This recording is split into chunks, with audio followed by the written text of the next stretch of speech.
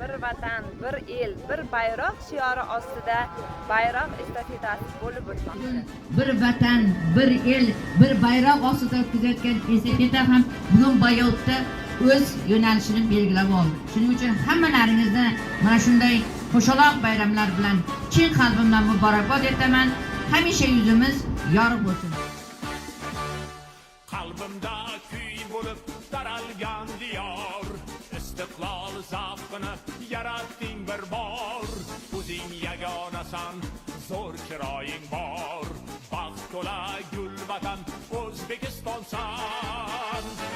Bayrog'ing boshingda hilpirar, porlagay istiqlol mash'ali.